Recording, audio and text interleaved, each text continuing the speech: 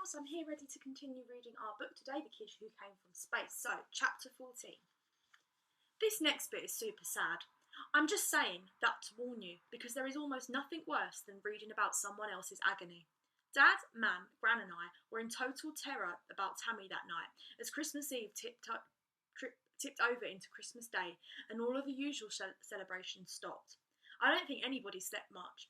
By 2 a.m, more police had arrived from Hexham. By the time it was light, which was about 8 o'clock, a huge group of people had gathered in the car park of the Stargazer and were being coordinated by a police inspector in uniform and a man from Northumberland National Park Mountain Rescue, who had turned up with 12 volunteers. They had all come out to help on a Christmas Day morning. There was a Mountain Rescue Land Rover full of equipment. The two Jeffs were there as well, and Sheba was snarling as 3 well-behaved mountain rescue collies in high-vis jackets. At one point, the permanent hubbub of the bar room died down completely, and there was a silence, eventually broken by the pealing of the little village church's solitary bell, summoning people to celebrate Christmas morning. I thought about the vicar, Father Nick, looking out over the empty pews and wondering why nobody had turned up. In fact, I saw him later. He had taken his vicar gear off and cancelled services in 3 other churches that he goes to just so he could join the search. The morning and the afternoon passed in a confused mash-up that combined periods of hope and activity. In the mid-morning, we all spread out on the top moor and trudged through the snow with whistles and torches. Iggy joined us, and Gran in her winter running gear, and Cora. In fact, I think almost everyone in the village was involved in one way or another. They were kind. They didn't intrude when Mum was crying, and told me, "Don't worry, son, we'll find her." The TV in the bar was turned off because virtually every channel was showing jolly Christmas stuff, and nobody felt like it. The weather up on the moors had worsened overnight. It had started to snow again, and everybody knew that that was not a good thing. If Tammy had somehow wandered off, then she was not well equipped for a freezing night in Northumbrian hills, even with her new puffer jacket. That, however, was not the worst of our fears.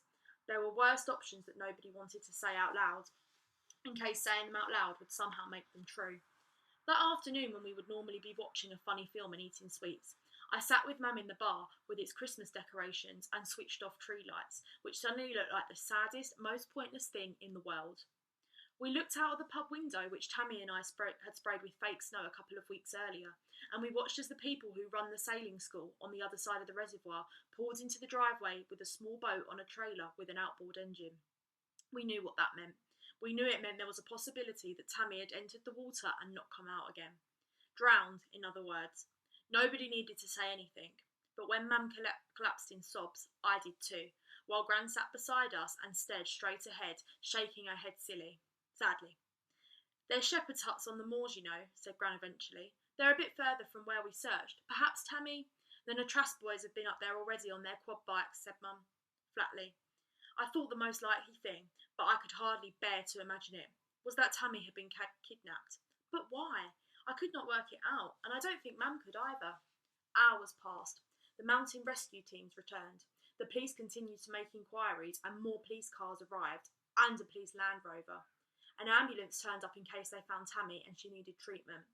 Christmas Day stretched into a long evening. Dad came back with some of the people from Mountain Rescue and poured them all whiskies at the bar to warm them up.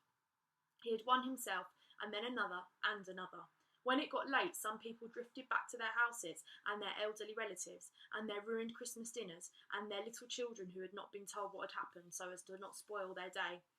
And that day sort of stumbled into the next day, and I found myself playing a part in a drama that I had seen enacted before on TV, only this time it was real. The pub was turned into a HQ. There were Come Back Tammy posters printed and put up everywhere from Carlisle to Newcastle. Ted from the B&B, whose brother was a printer in Hexham, got a load of t-shirts made, amazingly fast, with Tammy's face on them. And people wore them over their thick fleeces, which we held when we held a vigil search outside the church. Tea lights spelled out Tammy on the ground, and people bought flowers and cuddly toys. The older kids from the school taxi bus started singing Tammy's favourite Christmas song, an oldie by a singer called Felina, who died years ago. It's supposed to be a funny song that goes like this: do do do do do, the chicken hop, da da da da dance like you can't stop, do do do, the chicken hop this Christmas. Father Nick joined in, but it sounded completely wrong, even without the silly actions that go with it. I couldn't sing along with them because I was too sad to sing a happy song, so I just stood and watched, massively aware that everyone was looking at me but trying to look as though they weren't. Soon, it felt like a decade. 4 agonising days had gone past and Tammy was still missing.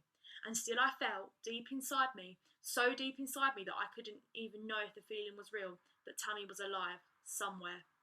Then 4 days into our ordeal, Iggy Fox Templeton came to the door with his fishing rod, trying to be normal, and everything got even less normal, if that was even possible.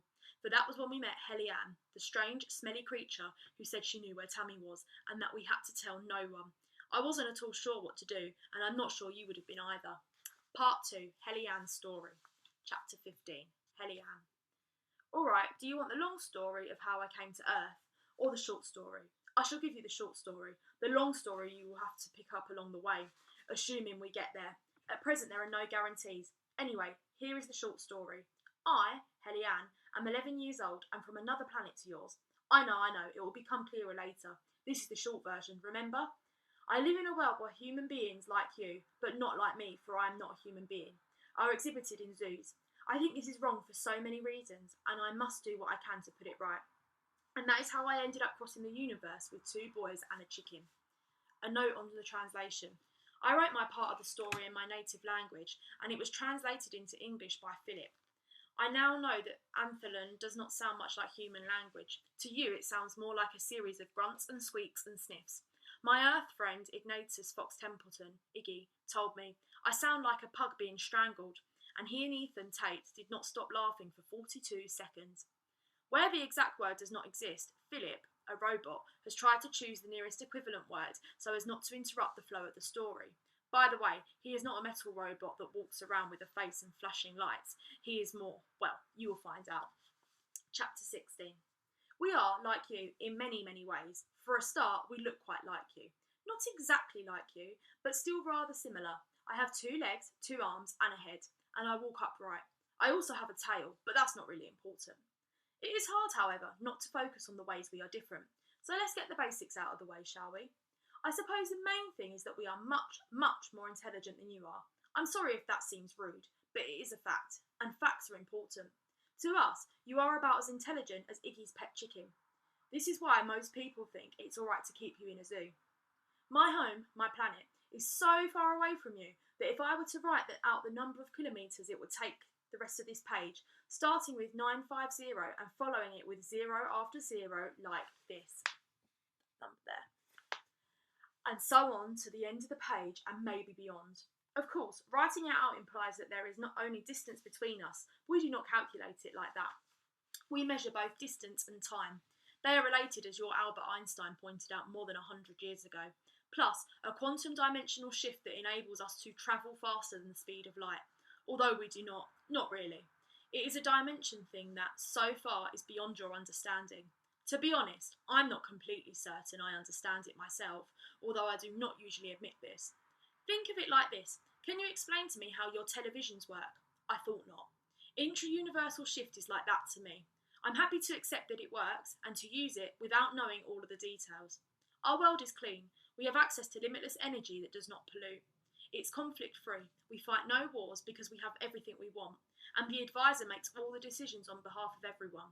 It is disease-free, and has been ever since before the Big Burn, the planet-wide fire that raged for decades and killed almost everything. We're the only creatures that inhabit it.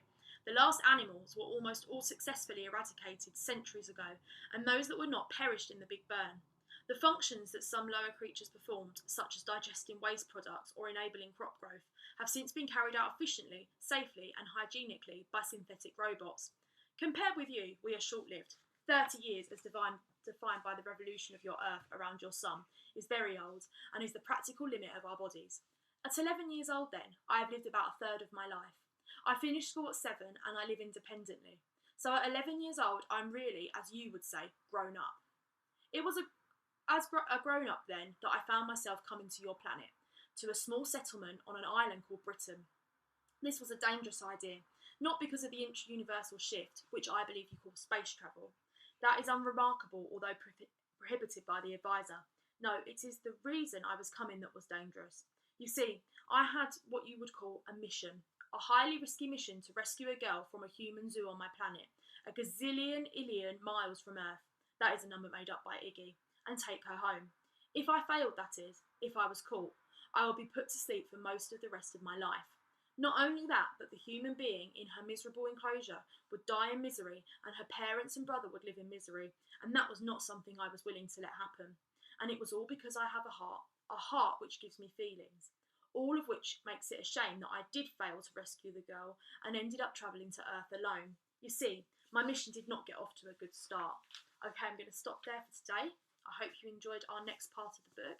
I will continue reading it tomorrow. Tomorrow I will be in my pyjamas because it is Pyjama Rama Day. So I hope you make sure you're all wearing your pyjamas tomorrow as well. Okay, take care. Bye.